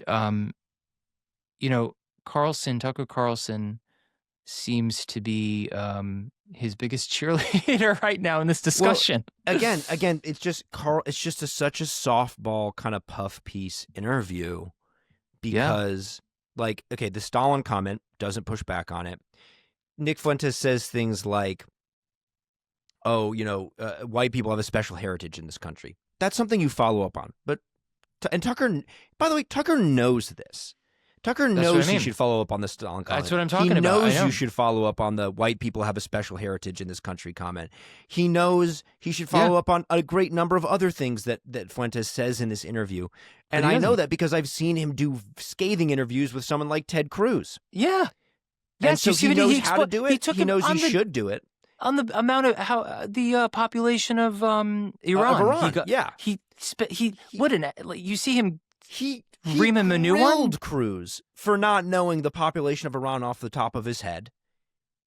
And he let "I am a big fan of Stalin" slide? It's ridiculous. Absolutely. What is his excuse? Oh, because he's a Tucker's not an honest politician and he broker. should. No, he's not. No. Is his excuse because Ted Cruz is a senator and how he should be held to a higher standard? Well, who the hell? Nick Fuentes has a huge following, probably far more influential than Ted Cruz. I don't know about that. I do wonder if Fuentes's influence is overstated often.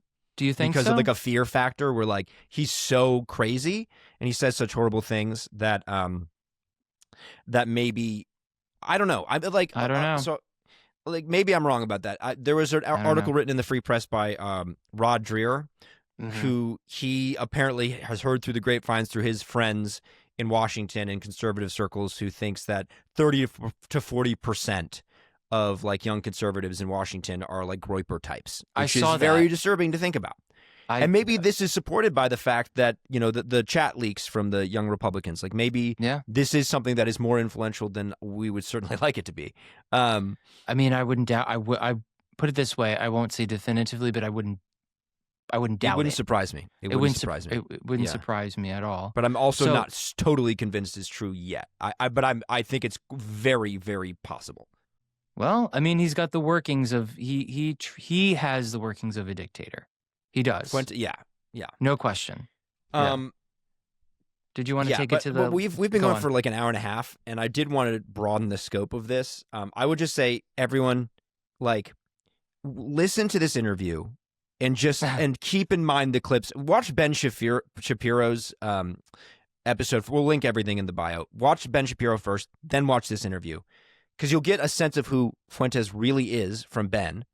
And then when you watch, it'll just be you won't be able to believe the things that Nick says, which we only covered a fraction of, right?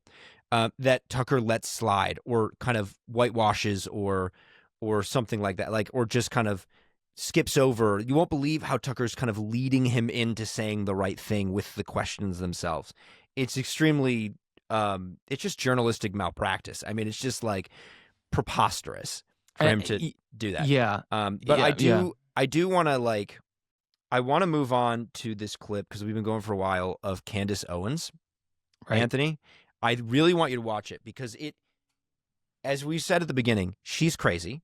And this one clip from her most recent episode is so telling for how she views the world and how I think a lot of people like her view the world. And it's just like it's like you picked it out of a conspiracy nut catalog. So like let's watch it really quick. Watch this. I don't know how much more I can enforce to you all that we have to steel ourselves against psychological operations. It is all about psychology. That is the name of the game. We are living inside of one big psychological operation. I am convinced. I've seen enough. There's just no other way to present that information. It's a fact now that everything is fake and gay, and dangerously so. And I was freaking out realizing that quite literally all of our investigations over the past 2 years were coming together here. Brigitte Macron, where did we end up, by the way? Where did we leave off on Brigitte Macron? I was speaking to you guys about MK Ultra. how odd it was that of everything I said in my series, Brigitte Macron and Emmanuel had a heart attack when I started discussing MK Ultra. They brought it up 18 times in the lawsuit against me, way too many times in the lawsuit against me. And I realized we were on the right path discussing this. It brought me back to that road. It brought me back to the Haight Asbury Clinic. We're going to talk about that. And the program that they're running throughout California. Yay. When I said why I didn't speak out was because I recognized that he had done something tremendously brave, and that the entire mafia descended on him. It was a psychological operation. They put him on a Psych 5150 hold, which is one of their strategies. And effectively, he had been MK Ultra'd, right? By putting on that Psych 5150 hold. Jeffrey Epstein.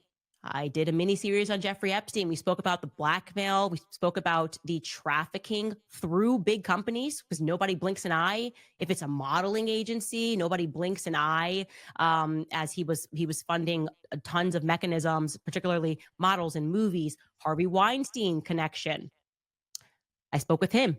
It was very weird that they took out Harvey Weinstein. That is a fact via the Me Too movement. And I had posited to the audiences that movement may have been about hostile takeovers of companies. And of course, as we've been discussing on the show, Zionist Inc. Everybody understands what Zionist Inc. is now. You see it everywhere. You cannot question Israel at all, or they descend on you. Somehow, the Charlie Kirk assassination is bringing together every single last one of these themes that we have been exploring. So where did we leave off yesterday? Well, okay. So do you see what I am getting at here, Anthony?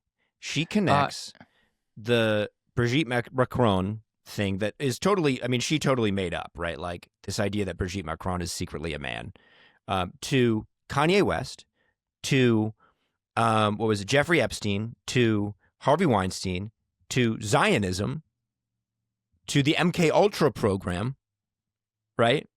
It is, and let me please just read you, and just also bear in mind, by the way, Nick Fuentes, Tucker Carlson, Candace Owens, huge audiences, very influential among conservatives, particularly, I guess I was going to say particularly young conservatives. I think that is especially Fuentes, but really conservatives of all ages of a certain extremity, of which there are far too many. Let's read some of these these comments. Let's see. The more they, in quotes, say Candace is crazy, the more I'm convinced she is over the target. As an 8-year-old woman, this is blowing my mind. I believe every word you say. Thank you, Candace. Love you. Wow. Okay. Yeah. Like, evil in all caps. Evil is losing. People are waking up. Pray for Candace. Every time a public figure announces that they are about to release something big, they suddenly die. A George Orwell quote. Darkness may rule. This is not the George Orwell quote, but this is a different one. Darkness may rule, but thankfully we have God. Follow his ways, and through his grace we will be saved. Like, people are hearing this and taking her seriously. I mean, to a normal person, or to like a well-adjusted, intelligent person like myself, or like you, Anthony, you hear this and you're like, oh, she's clearly just connecting every dot she possibly can. She might be like mentally ill. Like, only a crazy person would link Zionism to Kanye West, to the MK Ultra program, to Brigitte Macron. Well, yeah. I mean, actually, there's some interesting political psychology on this, and arguably you can link it to clinical psychology to some degree. It's still very emerging, but there are various profiles or expressions, or specific, I should say, expressions psychologically that manifest on both sides. I mean, I always talk about how extremism is typically symmetrical. Like, where you find extremism, you find a lot of the same expressions, regardless of left or right. But that doesn't mean that they don't have their own signatures. And one of them is there's a study that I came across that shows a really clear, and this is kind of been established. I say that kind of lightly because it's not been a long time, but there's enough literature to show that one of the ways in which conservatives differ vastly from people on the left is the sort of having a general conspiratorial mindset, almost to the point of paranoia. That's tends to be when the right goes very right, Or very even wrong. when they're not. Yeah, exactly right. When the right goes right, they go extremely wrong. I have it here. There's a link between conservatism and conspiracist ideation, and it's fully mediated by two factors, which is distrust of official sources and paranoid ideation. And so, you do see this in pretty high effects on people on the right. It's not because a person's on the right, it therefore means they're going to be paranoid and higher in this kind of ideation, but people with a certain predisposition for more of this extremism to it, and you get a much more pronounced paranoid ideation. And you see that here, you see that with Fuentes, you see that with Carlson. Mm-hmm. It's not a trick of the eye, people. It's actually something that you see. Like, you see higher levels of moral narcissism on the left. But yeah, you say mentally ill. It then can get to its very bitter end, and I hate to connote this as a bitter end, but it could be that she does have some kind of illness where she's teetering, paranoid schizophrenia. Yeah. Maybe not, but there's also schizotypal and personality factors. Correct me if I'm wrong, like seeing everything as a conspiracy and connecting things that shouldn't be connected, like obsessively like that, is a sign of schizophrenic tendencies. Am I wrong about that? Well, it's a characteristic of that domain. Mm-hmm. And again, I'm not a clinician, but I can tell you that schizophrenia is its own disorder, its own diagnosis that's psychiatric and requires treatment of the highest order in psychiatry, because it could be very debilitating. But then you have the personality disorders, which are grouped into cluster A, B, and C. And, you have something called schizotypal disorder, personality disorder, which is sort of in that vein of paranoid thinking, social isolation. And, it's not quite schizophrenia, but you're still kind of playing with that delusional sort of profile. You know what I'm saying? So you could be so basically a person with schizotypal personality disorder, they usually have like interpersonal difficulties, and it's usually thought of as someone who has like more odd or eccentric type of thinking, and you don't really see that in you don't see the loss of reality as you would in schizophrenia in people like this. So it could be that someone like Candace Owens has this kind of profile where she's sort of bordering that, playing not with reality, but not quite schizophrenic, But yeah, I mean, your point, you're definitely onto something. And it also, like I said, you taken together everything I just said between the psychiatric disorder and the personality disorder, you see this profile of paranoid ideation still on the right. It expresses itself mostly on the right. There's that paranoid tendency. I mean, most listeners maybe could remember of this idea of like having a bunker and like your conservative uncle or something like packing away for, that's Yeah, the liberals aren't the ones like or the leftists aren't the ones like doomsday prepping. Right, it's all right. It's and if all, you think about there's more of a threat there. It's also noted that conservatives tend to have higher aversion to novelty and higher threat sensitivity to novelty, and it's not pathological. Like the profile is as such. Like that's what tends to make conservatives in one sense.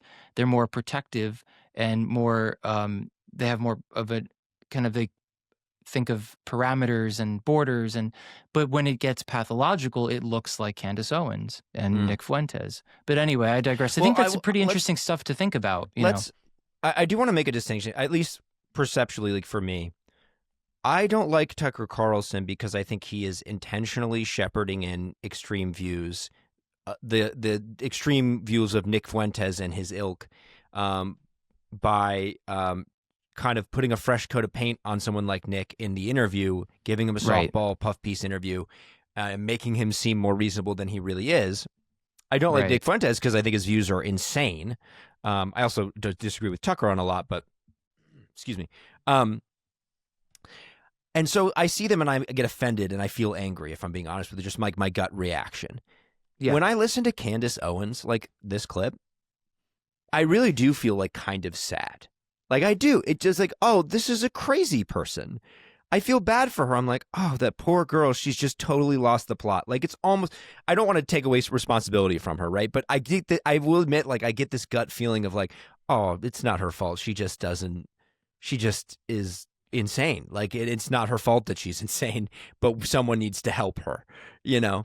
Of course, like I'm not trying to like absolve her of responsibility. She's done many bad things. And I also wanted to just point out, like I mentioned this way at the beginning of the episode, that this clip did have something that made me, it had something that made me laugh, which is this image that she shared, that if you're listening, if you're watching, you can see it. If you're listening, she chooses this image of E.T. dressed up like a little old lady as her image for like Brigitte Macron, which is obviously just a mean bullying insult because Brigitte is an elderly woman who is a little bit shorter in stature, a little bit more petite.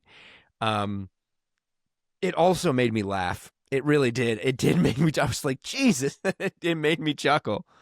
Because, because it's she like does have a the really wide mean eyes. jab, but it is such a good mean jab. Like it's such a well-placed one that I was like, God damn, like that is funny. I couldn't help but laugh at it. But it also should be said that like I don't want to go too deep into it, but Candace Owens, again, this is indicative of her conspiratorial mindset, got obsessed with this idea that Brigitte Macron, if you want to say it the French way, was secretly a man. And just like, that was obviously wrong. Like, first of all, and second of all, like, who cares? Like, I guess it is like interesting if it turns out she was a transgender woman, and that like Macron had not only married his like 20 or 30 years senior former teacher, which is scandalous and interesting enough, but that she was secretly like a transgender woman. That would be interesting, I guess, to a degree, just kind of sensationalist, right? But it wouldn't matter that much. Like, who cares that, like, I don't care that the first lady of France is like whatever, but she became obsessed with it. And it also was wrong, like obviously wrong. And that's just like one more example of her being completely out of her mind. I will also say, I'm going to try and link to this. Well, I'm going to link to this in the bio as well. There was a really good interview that she did with it was Elle Reeves. There's Elle or Ellie, I'm forgetting. It's a CNN journalist. She was formerly at Vice. It's Elle Reeves. And Elle Reeves just kind of catches her and exposes her because basically in the interview, they're talking about the Charlie Kirk assassination, where she believes, again, very wrongly, she has no good reason to believe this, that Kirk was assassinated by, it was some big conspiracy instead of just a crazy guy who got radicalized online, which is what it was, obviously. Right. And Elle calls her out by saying, she basically discovers that Candace Owens didn't really read the court filings, or oh my gosh, I'm getting the terminology wrong here. She basically didn't do her research. And just made some silly mistake about confusing Discord messages for text messages, and her whole argument had relied on it being one or the other, and just completely exposes her for someone who just draws conclusions and cherry picks data to create these absurd conclusions. And that was a very good interview and worth watching. I kind of butchered the basics of it, but you get what I'm saying. Yeah. Yeah, and I think, we've been going for almost 2 hours now, and I just wanted to get the Candace Owens bit in at the end here, because we're talking about Carlson, we're talking about Fuentes, we're talking about Candace. They are indicative of something that seems to be happening on the right, which is that it is getting crazier, right? Yes, And this is important. An important pivot. Yep. yeah, and really everything we've been doing in this episode is to highlight. I think, like you said at the beginning, it's partially to bring balance. So we talk about the left a lot, in part because we're formerly of the left, and what we've been seeing for the last decade on the left has been crazy and concerning. And part of it is for me at least, and I think for a lot of people like me, it's like when I grew up, the Democrats were the reasonable people who were kind of pushing back against, right wing craziness, Christian nationalism and Christian craziness, where it was like people were against stem cell research, and they were taking away women's rights to reproductive health care, and they were against sex education, which is obviously a good thing, and they were against teaching evolution in schools, which evolution is obviously the thing you should be teaching kids in science classes. Like the left, quote unquote, the Democrats were the people that were fighting against that. And then they got crazy with the trans thing and denying biological sex, and getting crazy with they became the censorious ones, because it used to be the Christian right that was trying to censor people for saying things that offended them, and then all of a sudden it was the people on the left. And so for someone like me, and I'm sure to a degree you, Anthony, it was like kind of trying to keep your own house in order, right? This is what it felt like for me, is like, why are the people, the liberals, which I still identify as, why are they all of a sudden the people doing these crazy things? It was so maddening.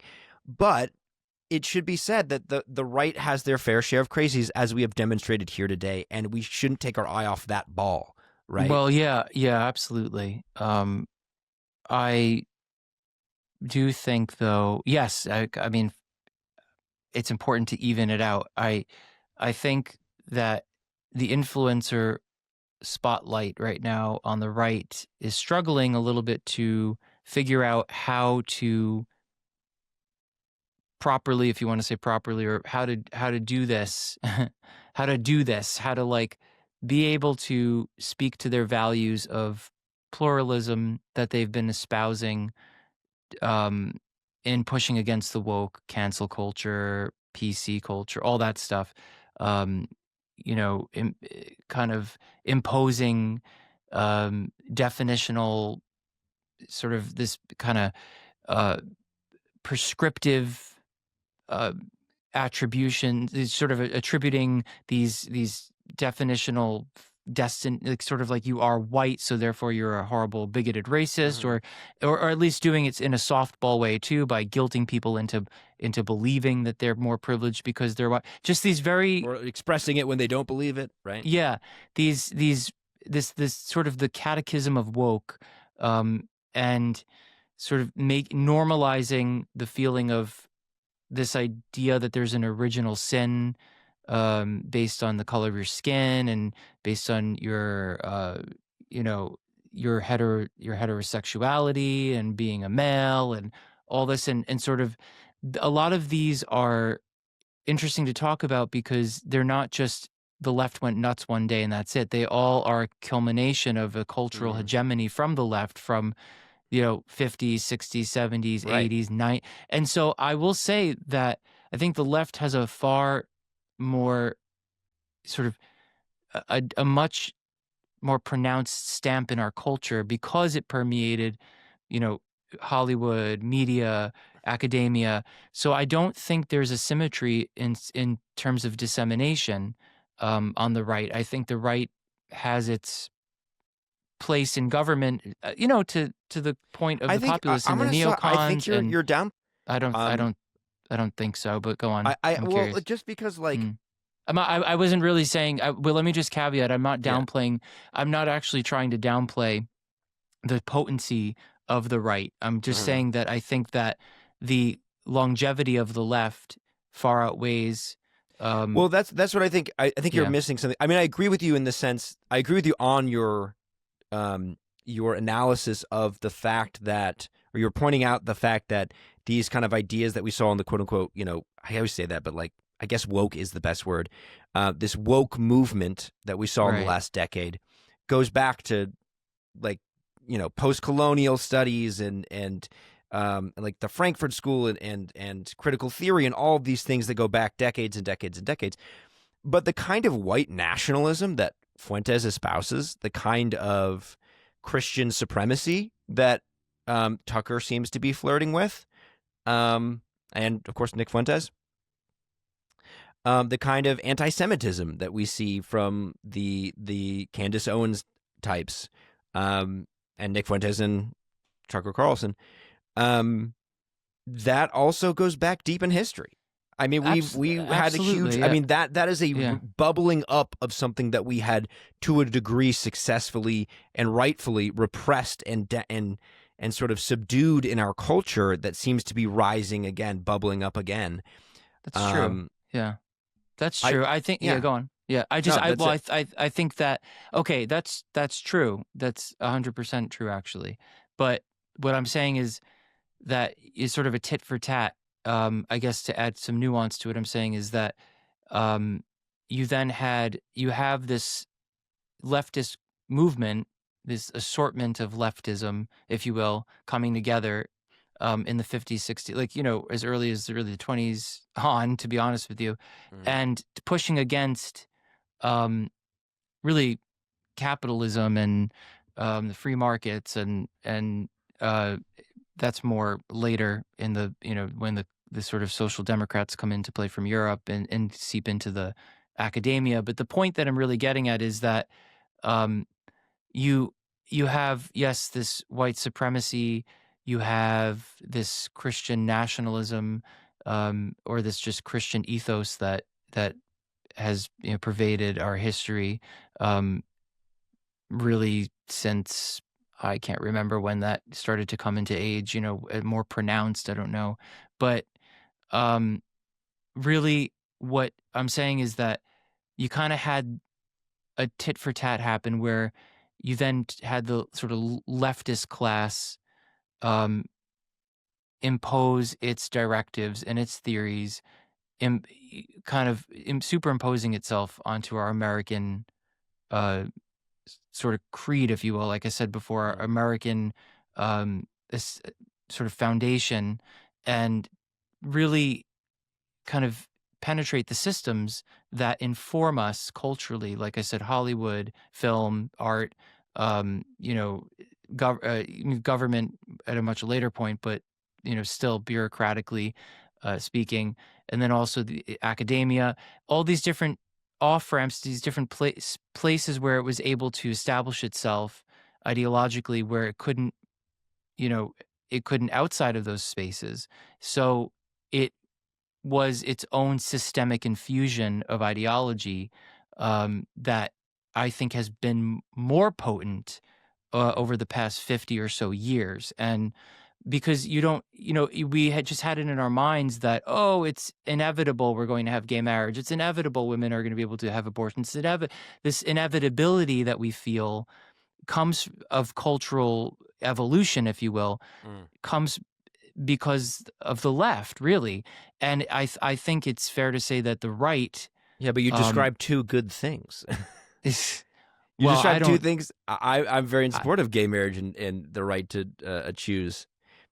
Well, I guess we can definitely talk about this more. I mean, I would be interested in opening that up, but it's just the general point I'm making is that we have had a left culture, a leftist culture, more or less, more than a rightist culture. I don't America. Again, I think that's actually pretty recent. And again, this gets into the nuance between leftism and liberalism. I mean, we've been pretty conservative, and I don't know, has the left dominated? I guess in certain spheres, like going back to like the 60s, this kind of that was 60s. Like culturally very relevant, but then you had more conservatives in power typically, I think it's just a little bit more complicated than that. And I think the thing we saw in the last decade, this sort of, what people have labeled everything from like the successor ideology, Wesley Yang calls it that, or the identity trap, or the identity synthesis, according to like Yasha Monk, or the wokeism, or whatever you want to call it, this like thing. I think that is like a synthesis of many things that created something new, right? So like when you say that leftism goes back to like the 20s, I don't think that's the same kind of leftism we saw in 2020, right? So like 100 years later, it's much more identity based. It's much more grievance hierarchy based. You had the fusion of like Marxist ways of thinking with post-colonial ways of thinking, with identities becoming paramount. I mean, it's that doesn't go back so far, right? Right. Because It's not the same as 2020, right? But it's the I would say it's the emergent to some it was emergent of several different strains of thought, right? What I would say though is this kind of Nick Fuentes type way of thinking is something that is basically not that different from what it was 100 years ago, right? Like this idea that like America is for white Christians is. Well, especially in the South. Right. Especially in the Confederates. I mean, right. Yeah. No, I mean, I know what you mean. It's just the other part about it is we kind of defeated that in the war, in the Civil, like, and so it's always been this sort of underdog ideology that, is prominent, but it's sort of, well, we got rid of that, quote, quotes. And, and it's just now we're seeing temperamentally it emerge. I don't have a full answer for it, but I think that one of the things, just to center, I know we're wrapping up, and just to center back to what we're getting at in terms of our current time and like how we navigate this. Of course, you have these waves of people leaving the left, if you want to say, rejecting everything we were talking about just a few moments ago about this sort of woke left over the past decade or so, if we just even trim it to the last decade just to keep it simple. And there's still a lot of people, and I talk to a lot of them who are like me, who left, who are gay, who are women, or this or that, doesn't matter, different ethnicities, Black, white, Spanish, Hispanic, Latino, whatever. And they left the left because it got nuts, but now we're kind of here, and it's like Nick Fuentes is is now in our faces, and we're now contending with like, okay, how does the right, in quotes, people are not watching, I don't know how to label these things anymore, but how does this side of politics or ideology deal with what it rejected, not long ago? Like, how do we fight these ideas without, quote, canceling Nick Fuentes per se? But then people take it to this very odd analysis where it's like anytime you ostracize, well, okay, let me just say real fast that there's a difference between canceling and criticizing to the point of exposing someone's like major thought flaws and ideology, and letting people decide for themselves that this person's just batshit crazy. And then there's also the part about it where there are social costs that come with that sometimes, and that's not the same as canceling. And we have to be okay. I think people who left the left have to start probably thinking about what that looks like now for them. Like, how are they going to impose a social cost on somebody who agrees, or maybe not agrees, but with Stalin? It's like, you have to be willing to, like, to your point about Tucker not pushing back. Are you not trying to push back because you don't want to look like you're canceling him? And is the excuse, well, he should be able to talk. Okay, fine. He should be able to talk is not the same as, I mean, you could talk all you want, but it doesn't mean you can't throw down a bad idea if it's a bad idea. And it doesn't mean the person should not pay a social cost if the idea is legitimately that bad, Right. Well, and it's like, have Nick Fuentes on your podcast or your show or whatever, by all means, just like interview him well. Like, dig into the things that make him controversial and interesting. Don't just gloss over them. Because then you really are just trying to, like, you're basically just making him look less extreme than he is, and that serves no one except, I guess it serves Tucker Carlson and what he wants, but it's not good for the discourse, right? It isn't, and it's just so stupid. I mean, I think everybody looks at Donald Trump when he gets interviewed by a news outlet, and I guess this doesn't happen as much anymore because people who interview him are more, I don't know, adjusted to him now, and they know how to not poke the bear. But remember when he just like, when he was asked tough questions and he would just deflect and say mean things to the news report. And some of the news reporters were antagonistic, it's true, but we can't get there. We have to be willing to, I think, and I don't want to prescribe, I don't like doing that, but I think in my view, we have to be, if you're going to be more conservative now and you have this like newfound feeling of I'm not on the left anymore and I'm here and I feel free and I could be myself now. Well, you know, it's not a zero-sum thing. Being human also comes with navigating difficult interpersonal interactions where sometimes a person's going to be super, super wrong, and highlighting that is not being woke. It's an important part of being pro-social, actually. That actually shows that you have the capacity to get along with people. And when somebody points to Stalin as someone he admires, that signals that individual might not be the safest person to meddle with. And or just don't take them at their word when they say crazy things. Right. Like when they say a bunch of yeah. I love songs, like, oh, this isn't a guy I can just like take at face value. I have to dig. That's exactly right. I mean, that's what it can. It doesn't have to be anything Right. more than that. You don't have to like cancel the guy. You don't have to vilify him. But you have to be willing to, I guess, come full circle in our episode here. You have to be willing to, I think, call a spade a spade. And Tucker Carlson did not do that in his time with Nick Fuentes at all. And also, Candace Owens is out of her fucking mind. Anyway, thanks for listening, everyone. We'll see you in the next one. Bye.